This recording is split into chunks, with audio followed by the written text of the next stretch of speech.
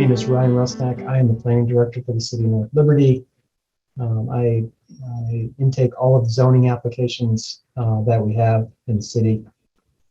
We did receive an application for a rezoning and a preliminary plat. Hopefully you can read that up on the screen.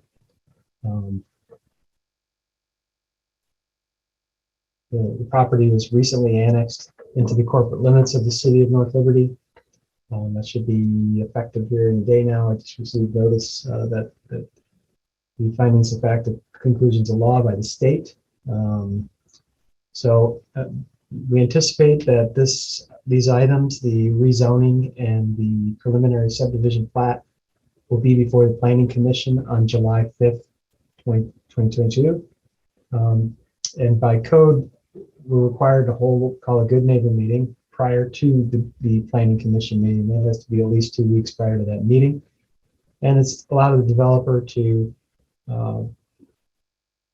provide commentary on what their proposal is, hear any feedback or concerns from the public, and hopefully respond to those or maybe incorporate changes into the plan or to the rezone. So I'm going to scroll down a little bit further. Here is the Scanlon Family Farm that's in the blue area, and the little hole in the middle is owned by the township, the trustees of Penn Township, excuse me. And that is, I don't think it's an official pioneer cemetery, but it is quite old cemetery. So at this point, I'm going to stop sharing my screen and turn it over to Pat Scanlon and his team. You should be able to share your screen if you want to put up the preliminary plat. And then after that, then we'll kind of open it up for feedback, questions, and comments. All right, Pat. I'm sorry, Ryan. Can you hear me? Yep. Okay. This is Lauren Hoffman with Hull & Hull Engineers. I plan to share my screen. You just bear with me for a second.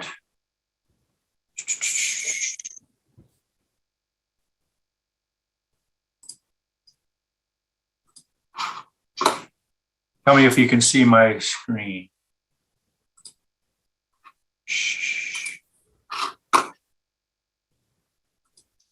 I see the Zoom screen, Lauren. Okay, I'm going to pull over the preliminary plat here, just one GIF.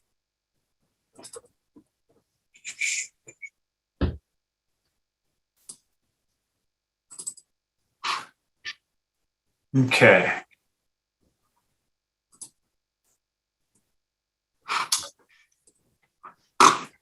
Can you see my screen? Yep. All right. So I'm just going to give an overview of some of the typical concerns of neighbors and folks with any changes or new development that may occur in close proximity to them. First, start off with traffic. Right now, this development, we have 2 access points linked to North Liberty Road, where the majority of the development will be funneled out to that collector or minor arterial street. There are 3 lots in the north east corner that would front off of Oak Lane, which is a private road. But we wanted to avoid sending much of any traffic to the north, and hence part of the reason for the layout that we have here. Next item I'll just touch on is stormwater management.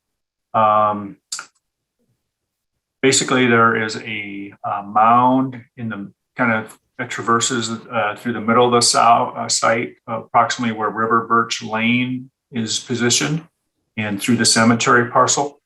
The portions of the site south of that mound are going to be served in a stormwater management basin tucked in the southwest corner. The area to the north of that ridge will be served in a stormwater management in this location here. There are wetlands present on the site. We do have lots that extend into the wetlands, but by no means are we, I think we might have a minor impact when we put some riprap, where we link our storm sewer to the wetland. And then one other location over here as well. Unfortunately, we did not have the wetland delineation. I don't think we had it official. Okay, we call it potential wetland area. But since this preliminary plat has been submitted, we do have the official delineation, and we'll be sure to show that on future submittals. There will be some temporary impacts in regards to an extension of a sanitary sewer, temporary impacts to the wetland with the sewer extension. You may or may not know, but there's an existing lift station for sanitary sewer that serves quite a large quadrant of this part of the community. And this trunk line, the sanitary sewer trunk line, does a backward C, kind of following through the ravine, and then goes north along the property. It is our intention to avoid disturbing anything on in the fjords addition on that. And then it comes back around this way to the north, and then it ultimately would serve, it could serve the school parcel if needed, but actually the school parcel already got a service coming to the southeast corner of that parcel. So it doesn't need to serve the school parcel, but it would serve areas north of the school. This would ultimately link over and serve areas west of North Liberty Road. For the most part, we are avoiding tree removals. If you look closely here, this bubble looking line is the tree line. We do have potentially a little bit of removals here, but predominantly the grand oaks and majestic, more desirable trees are kind of in this region here at the top of the hill. So all in all, environmental wise, limited wetland impacts, limited tree removals. We are aware and sensitive of there's potential bat habitat, and so there's things that will be done to alleviate the concern of taking a tree out or doing construction during bat nesting in this area. That's about it on environmental. Next thing is, let's see here. I think those are the, oh yeah, one more thing on the cemetery parcel. So it might be better if I go to the cover sheet on this so you can see the aerial.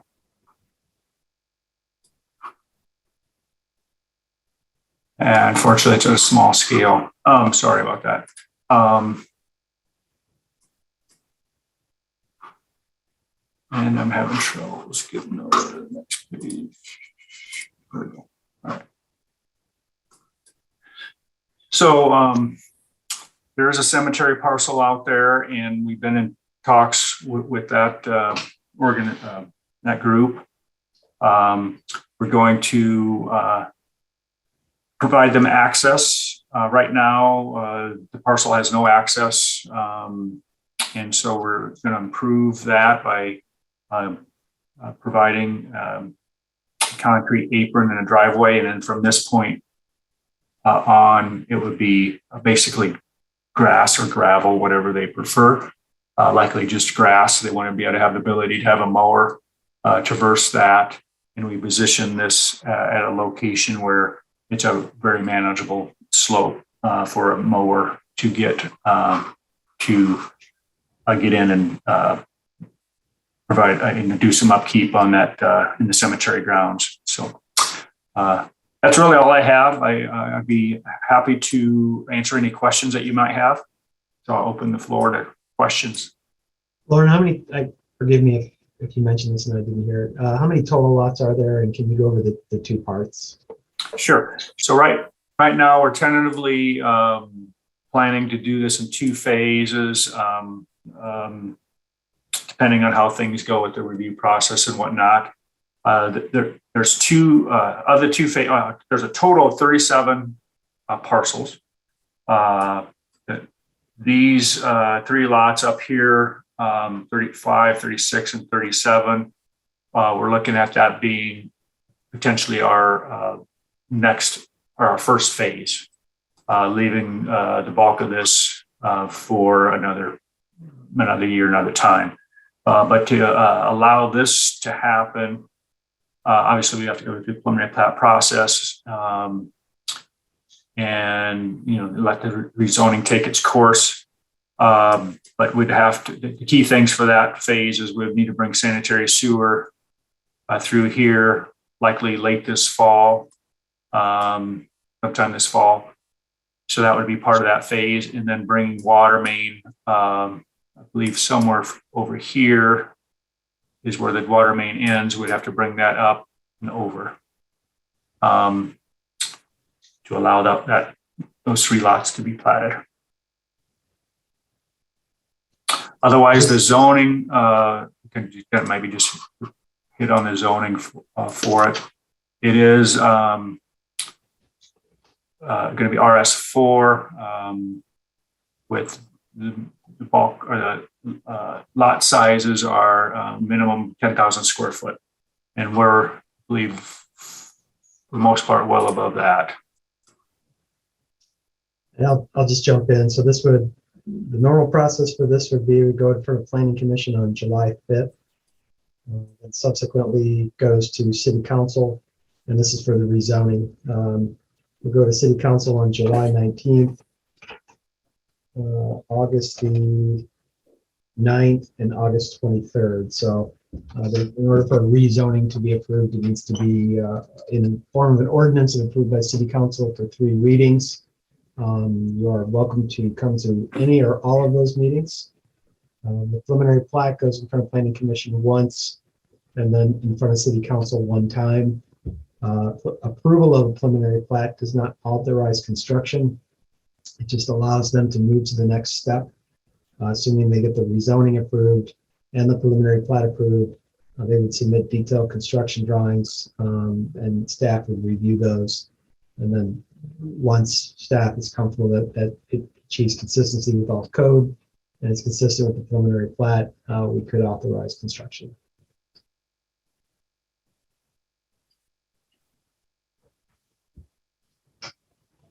So normally, what we do in this situation is that unless Bob or Pat, unless you have anything to say, we would turn it over to questions, comments, concerns.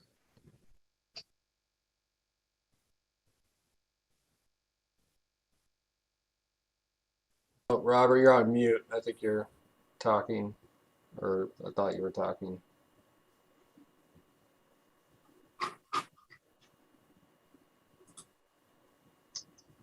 All right, so why don't we open it up then for questions, comments, concerns, and just ask that everybody be respectful of everyone. I've never had a problem with that, but just always worth mentioning.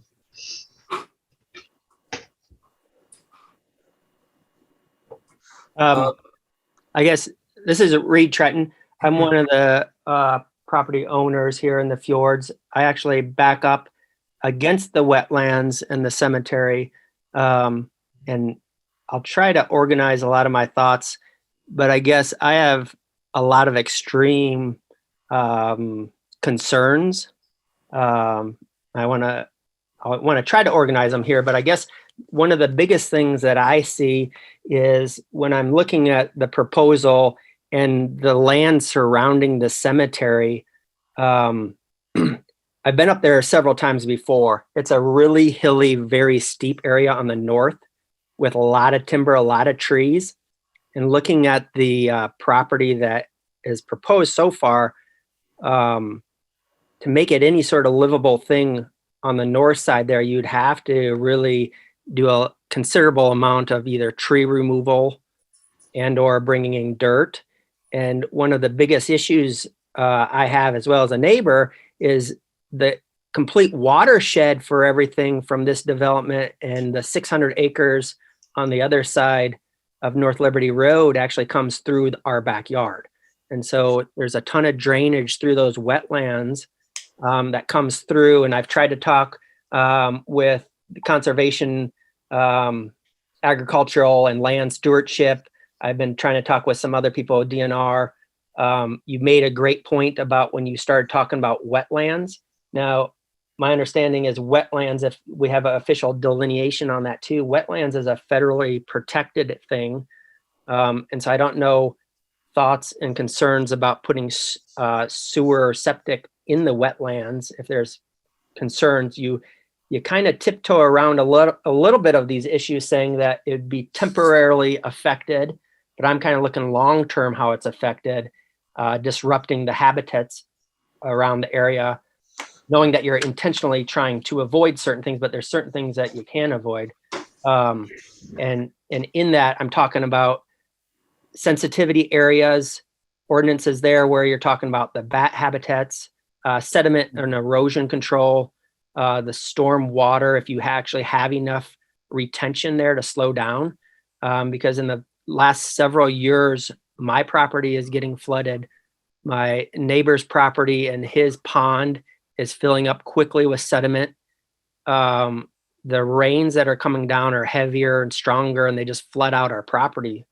And in issues like that, the road, Aspen Road Court Northeast right there where the pond is, has been getting flooded, making it really hard to get to the houses and properties up on that hill too, because the water will just flood right over. And once that first pond fills up with sediment and everything coming downstream, it's just going to naturally go to the next pond until that one fills up as well, because again, everything goes downstream and it has to make it to the reservoir through our neighborhood. So, and lastly too, I mean, I'm trying to organize some of these thoughts, but historic property, when you're talking about historic property, that cemetery is 180 years old. And again, there's so many trees and wildlife around that cemetery. You know, one consideration is maybe not doing the two properties directly against the cemetery, the one property to the north and the one property to the south, and trying to preserve a little bit more of that historical property up there, try to preserve the wetlands, try to preserve the woodlands, the habitat for the sensitivity area ordinances, erosion control. I mean, those are all major issues I guess I have.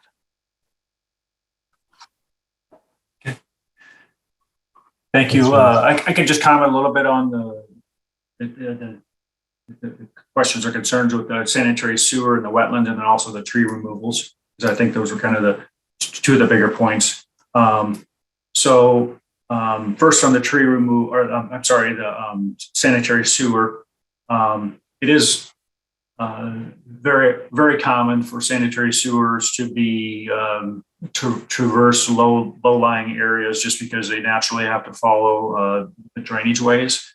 And so what is being proposed is not atypical. And to try to alleviate that, this area out here is kind of where the more sensitive areas is. And so we're trying to tuck the sanitary sewer up against the toe where the ground starts to, slope upwards. And so there are regulations when doing a project like this, that the topsoil that is there needs to be put back on top of the trench after the pipe is put in. So that there are requirements in working with the Army Corps for doing a project like that. The next is the comment on the tree removals. And so I wanted to kind of point out here, this parcel, this dark line is the westerly boundary of the existing cemetery. And you can kind of see this bubbly looking line here. And you can see how we intentionally pushed the road towards the west to create a buffer to allow that grading to be done, because as you know, as you indicated, it is rugged out there, and without needing to take out trees. You can kind of look at the, I'll go back to the aerial view here real quick.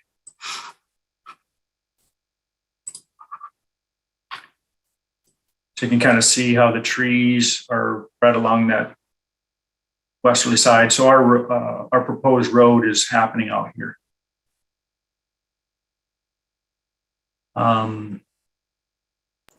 Regarding stormwater, Lauren, you could also discuss the water line on the north boundary, how we pull the water line south a little bit as Sure. well to say that preserve those trees. Yep. Okay, I will kind of page back and forth between this aerial view and the preliminary plat. But as you can see in Oak Lane up here, it was Pat Scanlon's interest to do what we can to preserve the vegetation within along the Oak Lane corridor. And so our current proposal is to actually bring our water, instead of putting it in the right of way where you typically would find it, we're going to do our best in working with the engineering department to get that water main back here so that those trees along that corridor can be preserved. I'll show you in the preliminary plat here. Actually go to the other page where it's cleaner. So here's the darker gray line is the easement or right-of-way line, and you can see how the water main is pushed well south of that.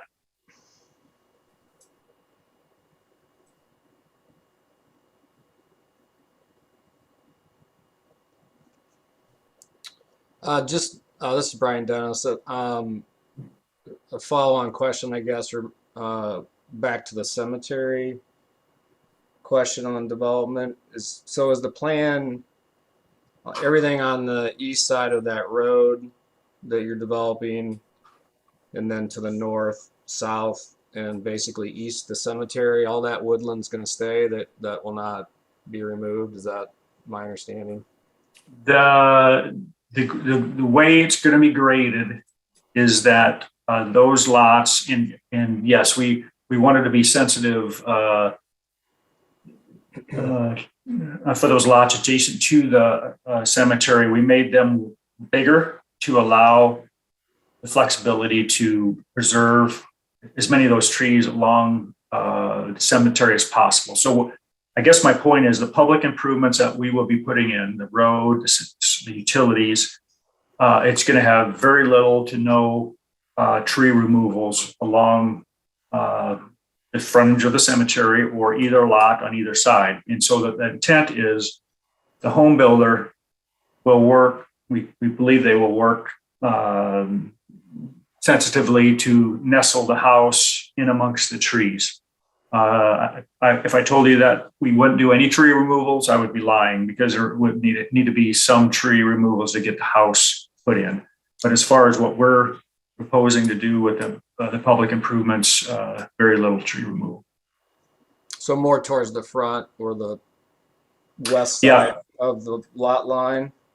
I would say, like for lot 5 south of it, there would probably be a little bit right here. I'm going to just maybe sketch on here approximately what the house might look like. Hold on one second.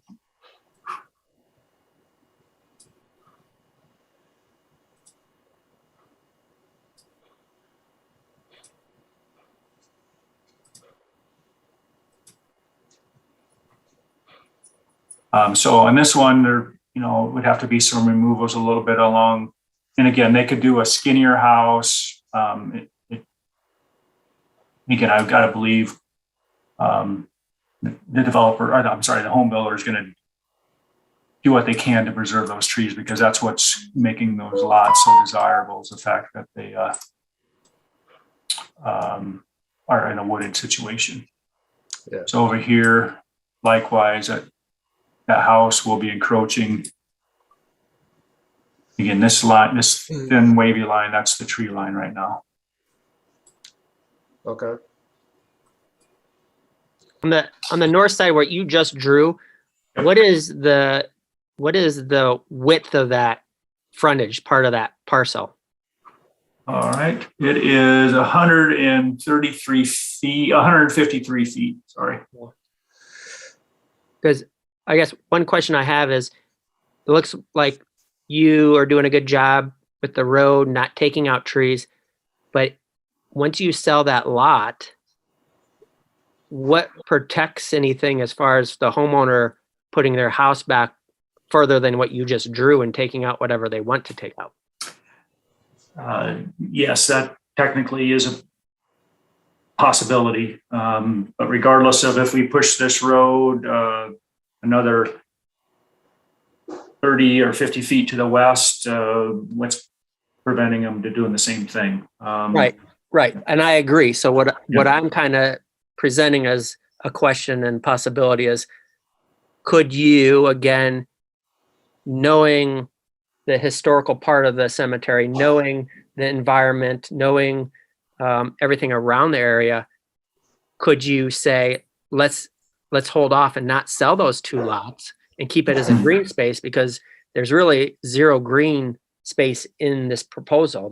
It's a high density type of area when you kind of look at what it is currently. Sure. So let me If I look. jump in, Lawrence, just Okay, go ahead. I hear this a lot, and I don't mean to be disrespectful. I just want to point out that this is somebody's land and they have a right to develop. Certainly, I'm sure Mr. Scanlon would be open to people buying those lots if they wanted to preserve them, but I think we have to be respectful of that fact. I get the sense that this is a lot like Cedar Springs. As you go up the hill, the lots are very large. They didn't clear cut the lots, just for the fun of it, just because it's expensive. They cleared out areas. So I hear that a lot, and I know sometimes developers get a bad rap, but I mean, this is private property, and he does have the ability to develop this and preserve what, this is just proposal. That being said, though, I apologize for this. This preliminary plat kind of cuts off the line, but there's a thin line. Actually, I draw it with my pencil, with my markup tool here. Hold on one second.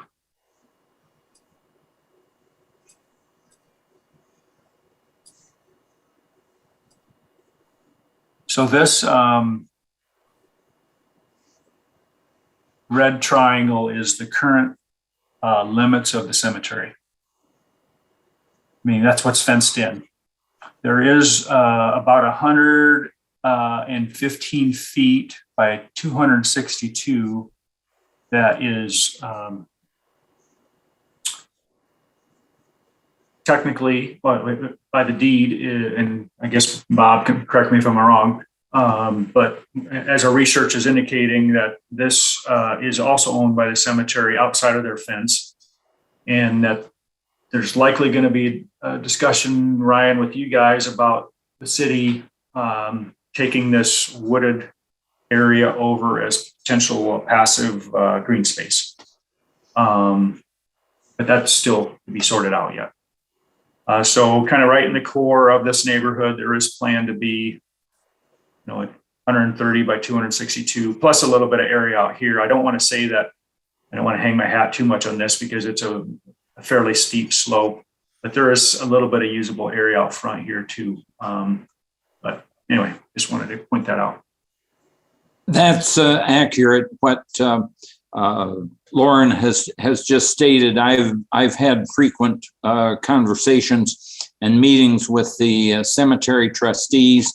They're in the process of looking at this point how they would propose to use roughly that area south of the red trapezoid, I guess it is. But where there is a dilapidated fence that runs along the south side of the area where there are graves at this point, that's roughly where that southerly red line is. So everything south of that, for roughly the dimensions that Lauren mentioned, is still technically part of the cemetery, but has never been used for that purpose. The trustees have no intentions, from what they've indicated, to allow new burials to occur within the cemetery. There's been no burial there, as nearly as we can tell, since 1921, and no plans by the cemetery board to modify that. But they are planning to improve the maintenance of that through plantings, fence along the front, and things of that nature, so that it will be maintained in an area consistent with a quality residential subdivision as a neighbor.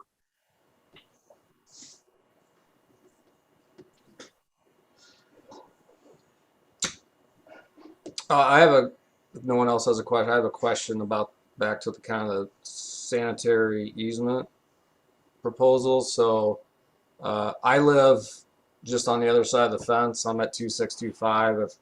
If you could bring the aerial map up, just to kind of topo. Oh, 1 second. And I own the pond that's been of conversation over the years a few times. Apologize. For some reason, it disappeared on me. I'll pull it up here momentarily. That's fine. Okay. So my question on the easement, just based on the way that land lays out there, there's a lot of trees along that fence line coming into that. I assume those will be at some level removed on the southeast corner of that plot. Yeah. So that's one question. And then two is, how do you get a sewer line through two main arteries of water that are coming down from the west side of North Liberty that's a constant flow without bringing a lot more silt and runoff into the pond area due to the disruption. Mhm. My pond, I moved here in 2010. My pond was over 3 feet deeper than it is now. Mhm. In 10 years, it's silted in. Mhm. And I've got tons of video and all kinds of things to show, but with all the construction going on, even though there's been water retention plans and that sort of thing, it doesn't seem to have diminished anything. If anything, it's gotten worse, to Reed's explanation earlier. So my question is how are you going to ensure that all the dirt that is being dug up is not going to end up in my pond or the community pond, which is also silted in several feet over the last 10 years?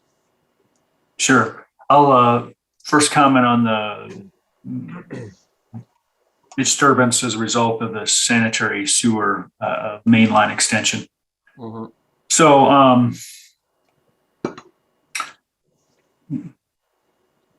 I think where you're going to find most erosion issues is going to be when there's like a mass grading completed, where this obviously is specific to the trunk line. It's going to be confined to probably a 30-foot width disturbance at the top. Yes, it is a disturbance. Yes, it's denuded. And so there is a higher risk of transport of sediment. There are, DNR requirements, stormwater pollution prevention plan requirements for erosion control practices to be used during construction. That would include silt fencing, and then knowing it's in a sensitive area, there would be a higher level of protection to get it stable after construction, which would be the higher level would be matting material versus like putting straw out there. And so I envision after that main line is installed, that 30-foot width of disturbance or what have you will be there'll be a mat material that would be put down so that if it does rain, that matting will, help prevent the transport of the sediment. During construction of the main part of the subdivision, obviously there'll be some mass grading that will need to take place. And similar to how, like, well, I guess Greenbelt Trail 1 shows up on here. So there's an existing basin here, an existing basin, or not, well, they were designed in the subdivision. So similar to how that subdivision went down, that's how this North Ridge would happen, is that those would be constructed first, and there'd be diversion swales that would kick the drainage to those basins to help those serve as sediment basins. On Greenbelt Trail 1, for instance, right off the bat, I believe they got in here and seeded and matted these areas that kind of drain directly in. And we work with the city inspectors.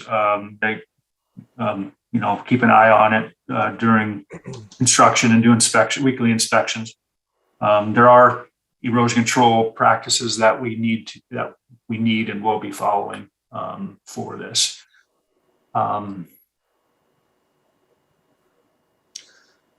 So what can you kind of on this map show where those retention areas are going? Because it seems to me those are on the other side of where the problem would be. And Okay, really so on this one here, really wouldn't matter or affect, where that mud, silt, and everything's going on the other side. So this would be the location that we're proposing. So what would happen is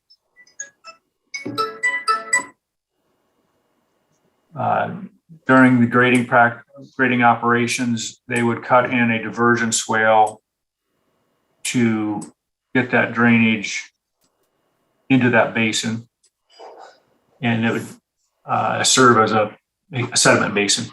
Similar to Greenbelt Trail 2, this area right here would be downstream of it, where the backyards would be draining, straight into the ravine. And that's where on this project here, they came in right away after it was graded and matted it and seeded it.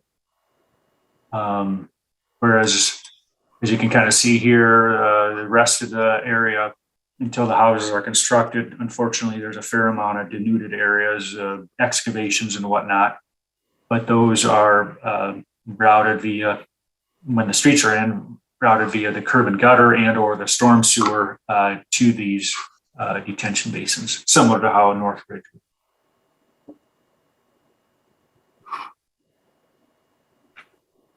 So, and then the natural flow of the land there is towards the waterway of where the water would flow to. So I don't know that I answered my question other than it, unless I misunderstood, it showed the way the lots are built and the way the houses are built, the water is going to run basically down into the waterway, which would take dirt, whatever is sitting there with it, and carry it towards the pond.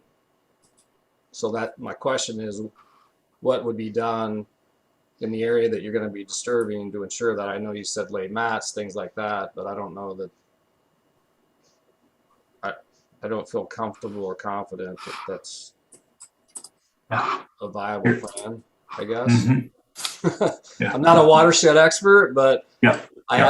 we've had someone do a study out here, and there is 600 acres of water that flows into a 1 acre area, which is my pond. That's basically what happens. And it ends up in my pond and the other pond. So it sounds like I'm not sure I'm following the retention plan, I guess. Okay. So maybe I realize it may be better if I pull up the grading plan, the preliminary grading plan, kind kind of give you a better indication, help me kind of talk through this. So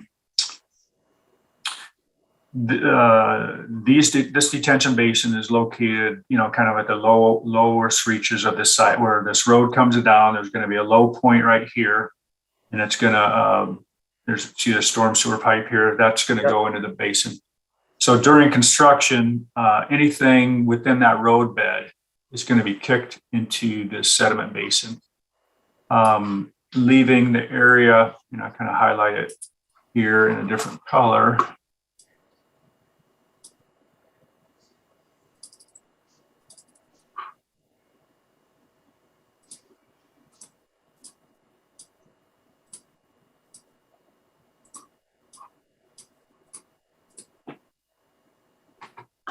So that area there, in theory, and we have the ability to try to, and we're going to try when we get into detailed design, to even try to take more of this into the sediment basin.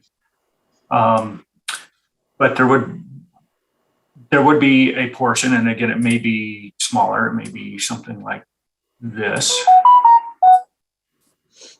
that will be basically free to wash off, but there will be practices in place.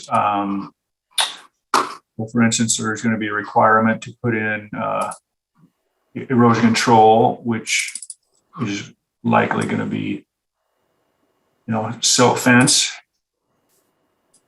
That's going to prevent that's going to be there initially, and then it's going to come back in later, and then we'll,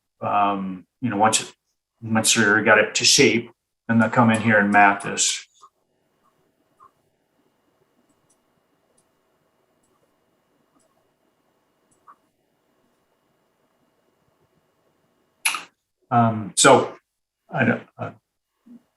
There's going to be erosion control requirements to allow grading to happen, and that there's a permit process through the city, North Liberty erosion control permit. That will spell out, and inspectors will confirm that the silt fence is in, the perimeter silt fence is in there, so that they can start the grading activities in case it does rain during the grading activities. And then once the grading is done, come in and mat it. And then on the sewer line that runs further east, there's, as I mentioned earlier, there's two waterways that are constantly flowing. They have water. Sure. How do you disrupt the waterway and stop it? When you're digging There's trenches through it so it doesn't end up on the other side flowing and downstream into the fjords, basically. Sure. So depending on the flow at the time of the year and what have you, it's very likely that those two locations will be directional bored underneath the waterway. I can't say for sure that's going to be the way it's going to be done, but it's fairly common construction practice. Through our preliminary study of this, it appears that like our sewer main is going to be roughly 4 to 5 feet below the invert of that stream channel at this location, and up here where we crosses again. This line here that has an S on it, that is kind of the center line of the stream. And so, yes, we cross this sanitary sewer right here. We cross at this location. Yep. And then down here, this S right here. Yeah, which is, So if you can go to the aerial again. Sure. Where that S location is. Which is basically right on the fence line there, I assume.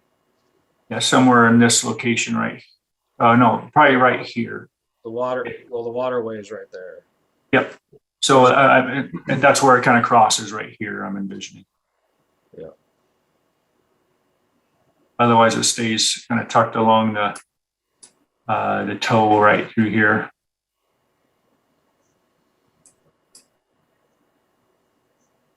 And just while you have the aerial up, where on that southeast corner, about where would the sewer line be? Would all those trees be removed, basically?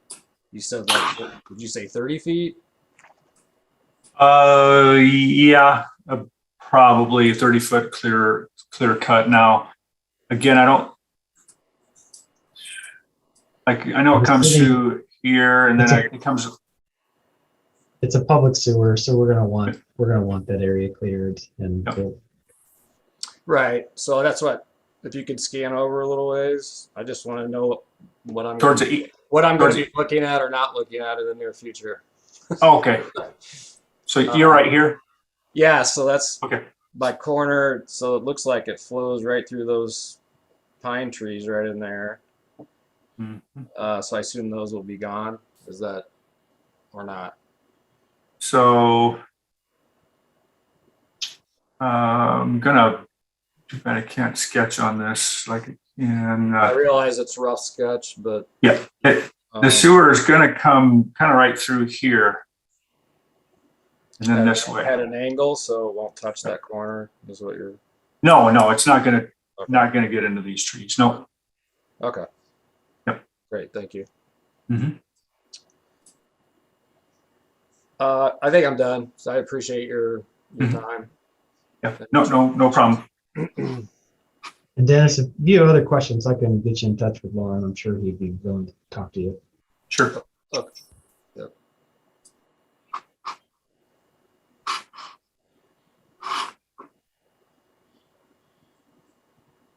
This is Tim Conklin. I live in the fjords as well. You've probably heard my name around a little bit. As far as Oak Lane, when I spoke to Mr. Scanlon, I understand that he plans to bore under Oak Lane, but I am concerned about that road being our only access to our subdivision and it being fairly narrow. If that ever has to be dug up to repair the sewer, what happens with our access? Sure. And it's not uncommon to have a subdivision that has one access and have utilities that cross a one access scenario. And so how that would happen in the future, if there was a need to get to that utility, obviously there's requirements to allow continuous access. So what would have to happen is where the sewer comes across, I believe it's roughly in this location here, there would need to be a temporary bypass road that would be constructed. They would open trench, underneath the road, under Oak Lane if they needed to get to it.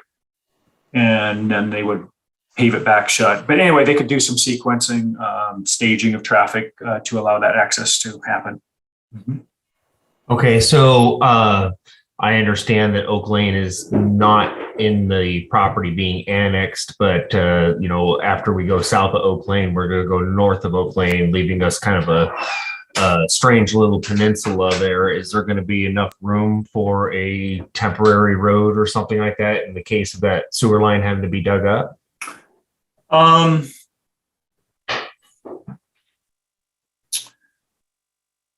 I can't answer that question with 100% assured confidence, but I believe based off of the width that we have here, that it could be. If needed, there are other avenues where the city would acquire an easement from a private property to the north or to the south, and have temporary construction easement to make that happen. So there are other options as well if they did not have room in the right of way. Hey, Tim, we are internal city staff is reviewing this tomorrow in a meeting, so that's something we'll definitely be talking about. Okay, yeah, it's obviously a big concern for us. That road is really, really narrow. We have a lot of doctors in this neighborhood that are on call and need to get out Sure. when they need to get out. So we're really concerned with that. You know, and we're kind of curious. I guess I don't know what the route was here on this, but why not?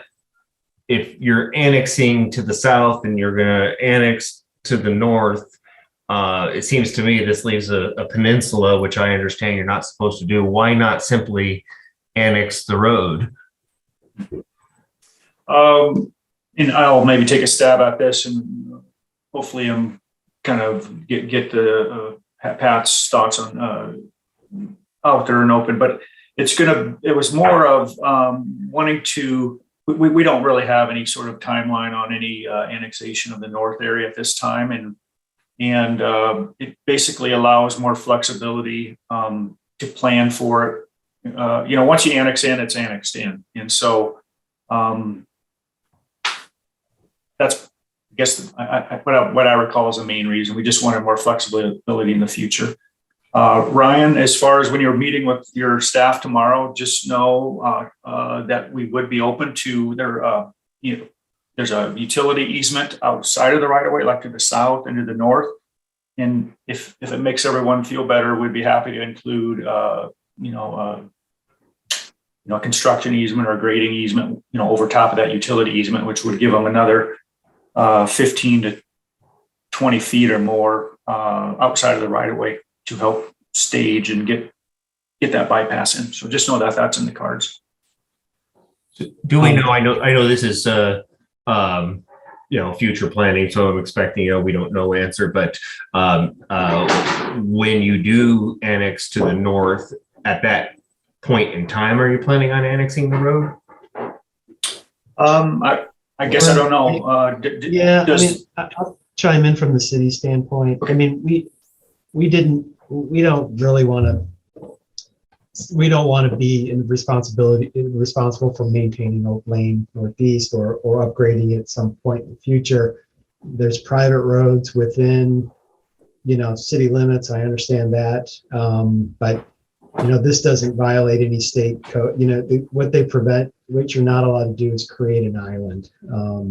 But we talked to the state about this situation, and could we leave this strip of just a private roadway access in the unincorporated county, and they'd agreed, and we thought that was the best solution. Okay. Yeah, just from our perspective, it feels like we have a little bit more security as far as that sewer easement and the city's responsibility to maintain our access if that road was city property. So, but we'll cross that bridge maybe when we get there as far as the north side. Yeah, it's a fair point, but I do concur. There's no way that we would. We wouldn't just shut down the road and say deal with it. It goes into any construction project to how we're going to. So certainly, I appreciate the comment. But yeah, we'll talk about that tomorrow as well. Okay, and what about is there a 2080 agreement between the county and the city as far as police services and things like that on that road? One of my concerns is those 3 lots that are going to be accessed from that road. While they're large lots, it's apparent to me that the building area is actually fairly small because of the wetlands. And so, for example, if one of those homeowners has a graduation party or something, and there's nowhere for their guests to park except for along Oak Lane. So we call the police for help because we can't get out of our neighborhood, and then they come out and they go, well, not our road, not our problem. What party would be responsible for helping us in that scenario? So this is a private road, so I don't even think the county would be in a position to help you because the county doesn't maintain this road. Okay. So I'm really concerned about where that leaves us. Mm-hmm. This is Joanna Hall. My other concern, kind of piggybacking on the same one, is that those 3 lots, it looks like from the drawing that they only have access to their properties from the private road, which is maintained and paid for by the residents of the fjords. So I guess I don't know how that works if they're going to utilize our road. How are they going to contribute then, I suppose? And how are we going to enforce that they contribute to the maintenance of and the protection of that road? Okay. Let me talk real quick, Bob, on just on the lot depths. So I did want to point out that the narrowest or shallowest lot along the long axis is 368 feet. Granted, the sensitive area is, we envision probably taking off, maybe 75 to 90 feet of that. So it does, these houses won't necessarily be tucked against the north. Obviously, that's a lot of, it's out of our hands. But in theory, there should be some off-street parking, I would think, based that these won't be a standard 25-foot setback like you would see in a subdivision, typical subdivision. Anyway, Bob, did you want to talk on another topic? The agreement which provides access to Fjords North, which was negotiated some 40 years ago with prior generations of the Scanlon family, provides that when any portion of that roadway is used as access for any subdivision, as opposed to the agricultural uses that have been made up to this point, the property has to contribute a proportionate part of the cost of maintenance and upkeep of that roadway. So that I'm sure during the course of this will be determined what a fair allocation of that is, and the persons who have those lots are not in a position to have a free ride insofar as the access is concerned. As a association at the moment, we don't have our expenses broken down to that road versus the rest of the roads in our association. So when the plow truck comes, we don't ask them for a bill for that section of the road. We get a bill for our entire association. So we'll have to square away those types of issues when that comes. We don't have any historical data to provide to you to give. I mean, I guess we could probably find our total mileage on the roads and figure out what portion that is or something. I don't know. We'll think that through when the time comes. But this is a strange question, but I've heard it a lot from the other homeowners. And it makes sense because we're, obviously we're concerned about access, but where would the mailboxes be? We have a mailbox cluster at the entrance to our neighborhood on Fjord's property. My understanding is you can't do the, post on the mailbox on the street anymore, that the post office doesn't allow that. They only want cluster boxes. So has anybody put any thought in how that's going to work? So we don't have them. We're kind of early in the design stage of the details to have that sorted out yet. But what I envision that it would be somewhere along Oak Lane here, and there's a turnaround that would double as a fire turnaround, so that we don't have the need for emergency vehicles or garbage trucks that would, in theory, would have their own that they wouldn't even enter. So the point is that this might be a logical place, or if we were able to work with you guys as we kind of sorted out the conditions and the agreement for Oak Lane, is to potentially add three boxes over there. But yeah, that's a detail that we'll have to certainly sort out. Okay. And then as far as this is a nice neighborhood. My guess is those lots are going to be sold to any developer. Are there going to be any deed restrictions or anything as far as what types of homes could be built on those lots? It is the entrance to our neighborhood. I would envision that those would have covenants on them that would be substantially similar to those in Fjords North. Okay. There certainly would be no plus as far as the Scanlons are concerned for them to allow any sort of slipshod construction there. That would certainly damage the value of the remaining property. And I would think that these would be done in such a way that they'd provide for comparable housing to that which is in fjords north. Okay, well, that's certainly what we're hoping for. And even though it's accessed on a private road, would it would fall under the city ordinances. For example, if somebody puts up a metal shed in their backyard, decides to run a home mechanic business behind their house, the city will, even though it's on a private road, can still come in and say, you can't do that on a residential lot. Or I guess, Ryan, are you able to speak to that? Or Yeah. I mean, obviously that we're going to be able to have to enforce city regulations. So we'll be able to need to get back there. I suspect police and fire already are back there if there's emergencies.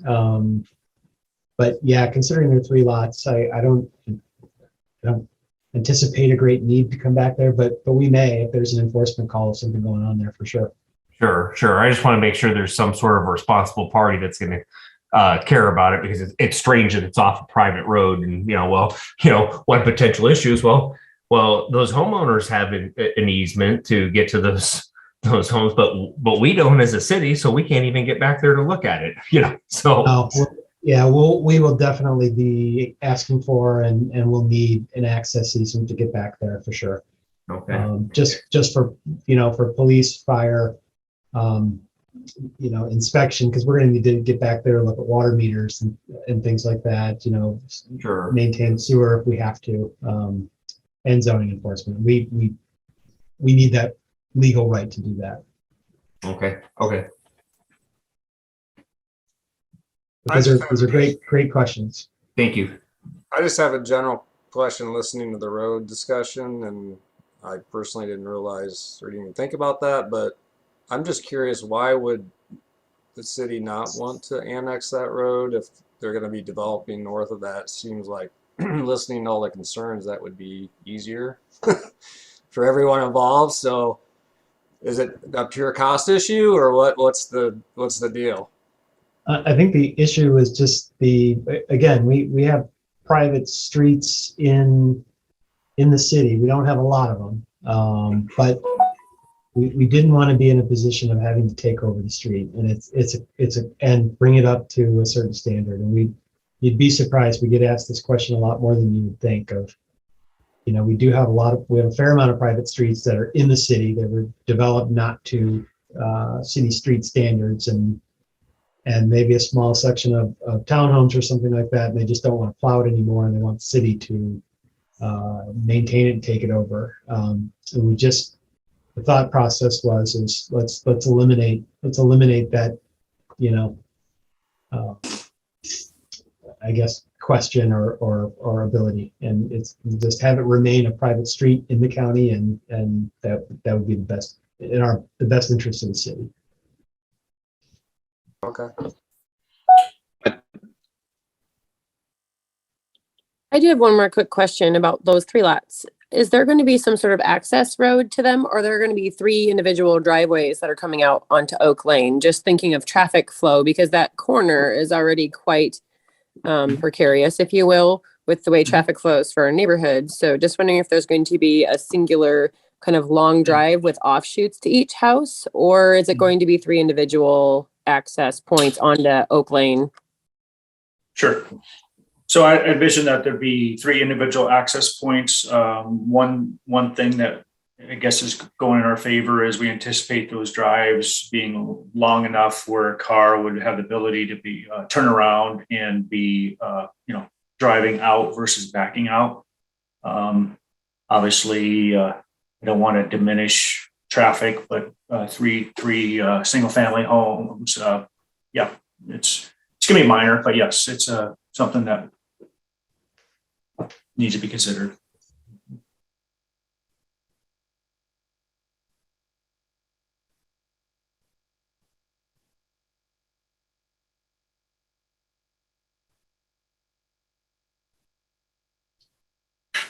Just actually one question, sorry, I just came to mind, is that I'm visualizing, we have a speed sign there, that seems that's in a bad spot right now.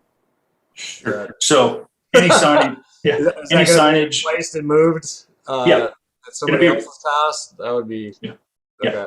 It'd be, if there's anything like that, it'd be simply relocated or, and it looks like the drive, depending on how the house layout would be, and the side that the garage is on, but they very well could be okay in their current position. They do show up on this map Okay. here. Gotcha.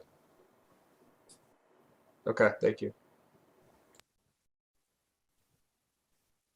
So we are pushing on a little bit past an hour. I want to be respectful of everyone's time. Maybe give it one last call here. And I don't mean to, you're always welcome to contact me if you have questions. I always take a list of who attended these meetings and kind of keep updated as the process continues. So don't feel like we're just closing out any public discussion, but maybe we give it one last call here if there is one. I was just going to say that, oh, sorry, go ahead. Oh, can you hear? I was just going to say that my intention for these 3 lots was just to try to keep them to try to feel similar to the Fjords North neighborhood and just kind of an extension of those lots. So that was my intention here. And, you know, I didn't want to put a lot of, you know, in Northridge 1, we required the homes to be set on the 25-foot line back from the road. And my intention here is to not put those restrictions that the houses have to be all the way up to the front of the street. I feel like, you know, they should be similar to Fjords North and the houses should be set farther back. So that was my intention for these 3 lots. The other ones, you know, I still have to lay out what it's going to be, but I assume that the houses in the second phase will be closer to the street. But for these 3 lots, I wanted them to feel like an extension of Fjords North and just be big lots and not remove hardly any trees. And we moved the sewer so that it wouldn't even, there would be very little, you know, grading to these lots. So they're basically going to look like they do now. So we don't have a sewer running through it. You know, there's, you know, some interventions up by Oak Lane, you know, just out of the right of way, but for the most part, none of them are going to be touched. They're going to be really undisturbed, beautiful lots. And, you know, I haven't even started looking at covenants yet for them, but, you know, I just wanted to reflect the character of the neighborhood. And the other thing I'd say is, you know, we haven't even looked at really to the north of Oak Lane yet, but you know, at this time, we don't anticipate even needing access to Oak Lane, that we can access any north development north of Oak Lane, probably all the way over to North Liberty Road, and we wouldn't even need access. I mean, we're trying to look at it so we would never need access to this road again. So it'd be these last 3 lots. I'm not saying that's for sure, but I mean, it makes the most sense. So that's what we're hoping to do. And that's it. Yeah, this is Mike Welch. I live in Scanlon Farms, Part 1. And just kind of circling way back to the beginning of the conversation when we were talking about tree removal and near the cemetery, just kind of wanted to ask Lauren and Pat, have you considered at all doing a conservation event like we have in Part 1, especially on lots like 4, 5, and 6? Where they're deep and just a way to preserve, you know, trees after a certain point. So I didn't quite catch all the audio on there. I think I'll restate what I think I heard and try to answer the question. Was the question, have we considered putting a conservation easement in the vicinity of the cemetery to preserve some existing tree cover? Is that true? Correct. Okay. So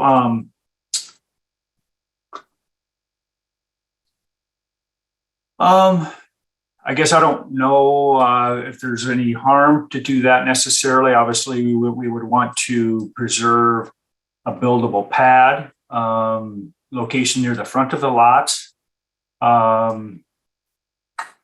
know that this segment here south of the existing fence out there is, you know, going to be publicly owned either by the cemetery and or the city, and so I got to believe that those trees are definitely preserved. The ones to the south, I'm sorry, to the east side of the cemetery on top of the ridge, again, there would be no reason for any tree removals back there. well, that's something we'll have to ponder. If we say like from 100 feet back from the front of the lot, for instance, maybe, I don't know, and what that does to the lot value. I don't know. But thanks for bringing that up. We'll talk it over. Thank you.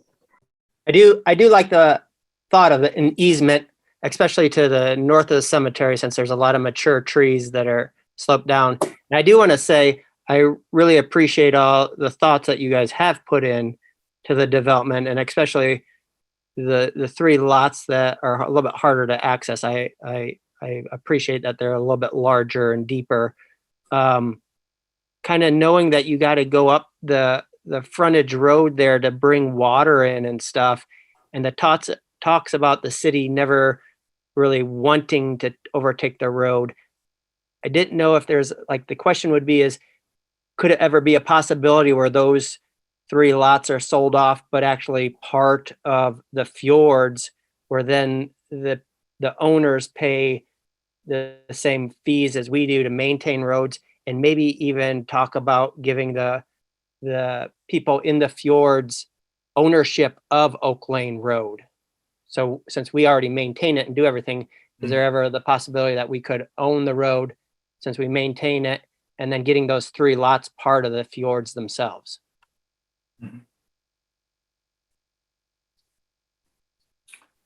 I would say there's always a possibility. It's just it's too soon into our development, but it's certainly something that we would be happy to discuss, because as of now, we want to retain the road for now, but in the future, that might be a possibility. Yes. I have no desire to keep it long term.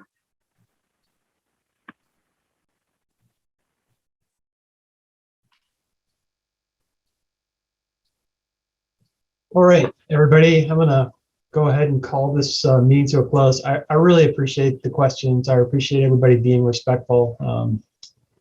It's always nice when people are just a sense of decorum in these types of meetings. Like I said, I took notes on everybody's questions.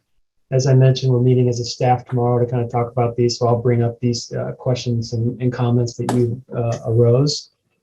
Again, we're planning on this being on the July 5th Planning Commission, so it's down at City Hall.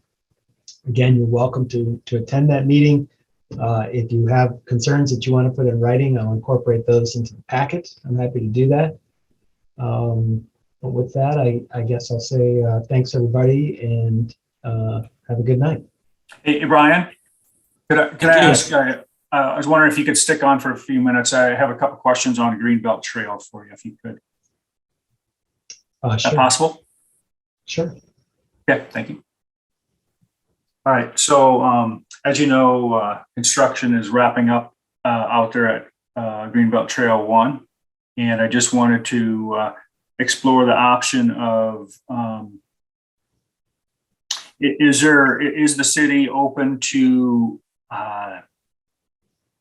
possibility of escrow for a few of the remaining items? We're doing everything in our power to make this next council meeting, and I just wanted to know if that's an option. Yeah. Okay. Where are you guys at? Where are you guys at on the walkthrough? We are hoping to. There's some sidewalk and some curb ramps that are being completed, I believe, the last few days, and then we're setting property pins and marking easements for franchise utilities to get in.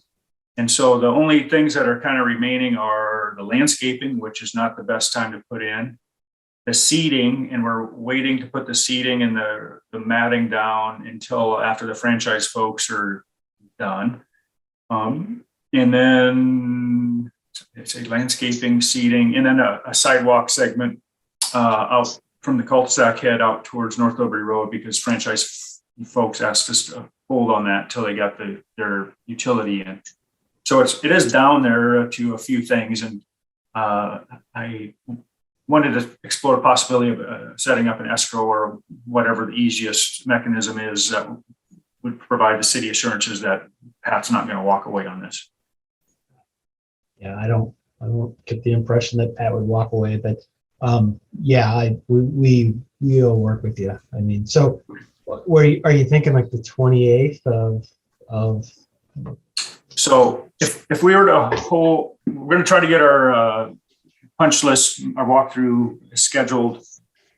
Well, we have our surveyor out there tomorrow morning. He's taking a look at things to kind of make sure they're done as we think they are. And if they are, then I'm going to try to set up a walkthrough for early next week.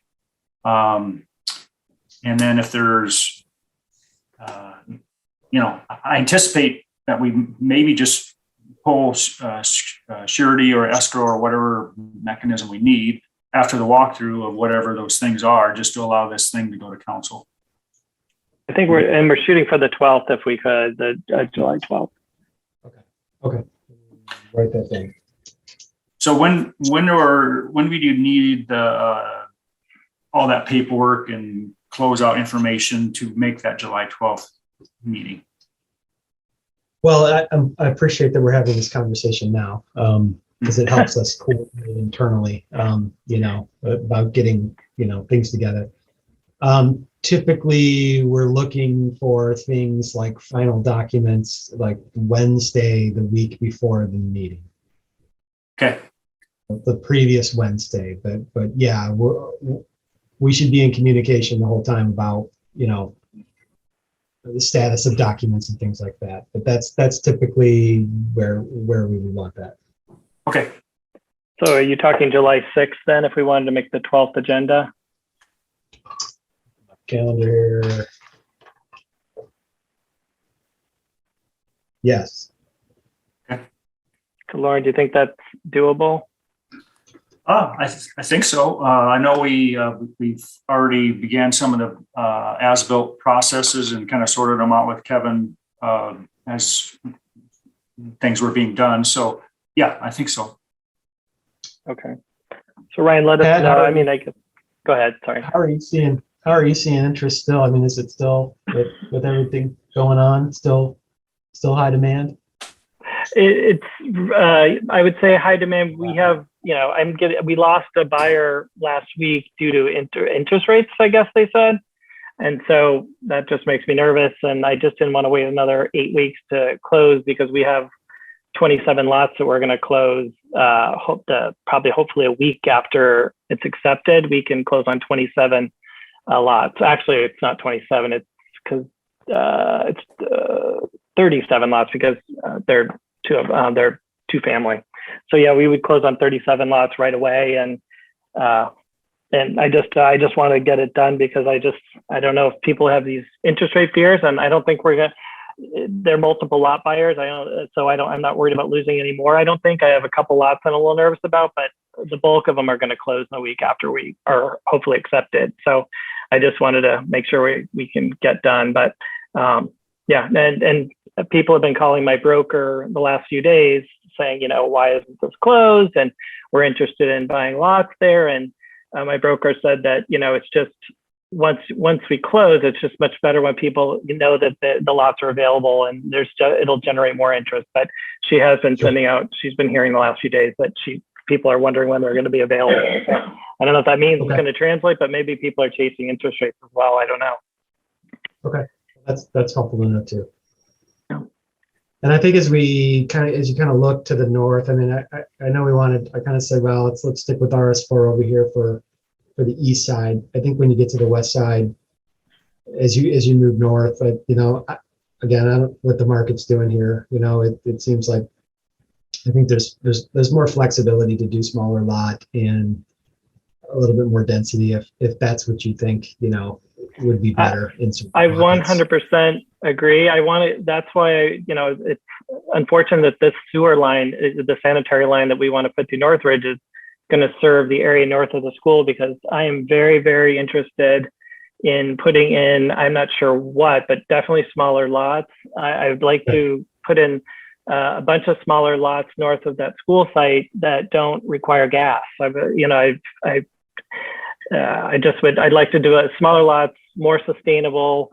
I'd like, unfortunately, that it's for the developer and the builder, the incentives for doing sustainable building, it's more of an incentive for the homeowner. So, that's why I'm looking at whether I want to, have smaller lots, build some homes that are rental homes, but yet all fully sustainable. But I just want to offer a more affordable product on the north side of that school that is, reduction in gas and all electric and hopefully some solar, just other options for builders to buy, more inexpensive lots, and try to figure out a way to get the incentives for the builders to buy the lots from me, because I don't want to have to build a bunch of rentals just to get those incentives. But I definitely want to get on that north side, and that's why I want to get that sanitary in, just so it's there and ready. And I knew it was going to be kind of struggle dealing with Northridge.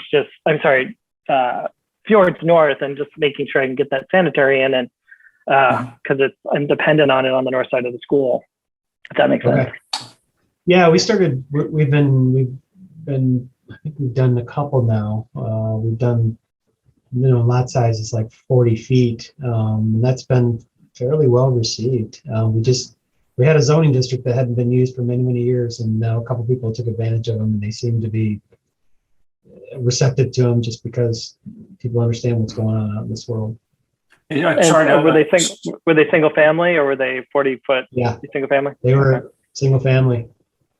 Hey guys, sorry to interrupt, but I'm going to have to step out now. So you got to make a family deal. So okay, cool. Thank you. Thanks, Lauren. Yep. Bye bye. But yeah, we can talk more about this. But yeah, I mean, Jen, I think you'd probably want to get next to Arlington Ridge and try and be a little bit more compatible and sensitive with them with their development. But as you get east, more towards North Liberty Road, I think mixture of housing, because we kind of get that rap like the east side of North Liberty is just, it's all homogeneous, all single family. But when you get to the west side of town, it's a lot more mix of multifamily and two family and stuff like that. I don't have the plat in front of me. There's a call on right north of the school site for two detention basins with sort of an area for, it's only like an acre and a half for a park in between them. But I was thinking, if I could make it some sort of maybe wet ponds, and maybe it could be more of a park, a smaller neighborhood park for some of these smaller lots. I haven't really looked into it a lot, but I'm just disturbed that, looking at the natural gas deposits with Mid-American Energy, they make you give so much money up front, and they say, oh, when there's hookups, every time a house hookups, you get a check, and, they take a year to give you the checks, and which is fine. But I just discovered that Northridge 1, that all the deposits we paid for the gas, it's not going to pay for itself, and we will have 100% hookups. And so I didn't understand that. I thought when you put a deposit down, when everyone hooked up, you got your money back. But it looks like we're going to be short, and we're going to be short on Greenbelt 1. And I don't even want to put gas in the development in the first place, but people are telling me I have to for now, and Iowa's not there yet, or this area of Iowa needs, they all want gas in their gas fireplaces, and they're not quite there yet. So I'm just hoping to offer a change on the north side of the school. But okay, well, I just want to get that out there that we're open to that conversation. So okay, does the city offer any any kind of solar incentives or any kind of other sustainable incentives from the city, or is it all state? It's all state for now, and we may get there. We're talking more and more about that kind of stuff, but we just haven't gotten there yet. Okay. All right. Well, it was nice talking to you. Thank you for the meeting. Yeah. Thank you. Thank you. Thanks, Bob. Nice seeing you, Bob. I haven't seen you in a while.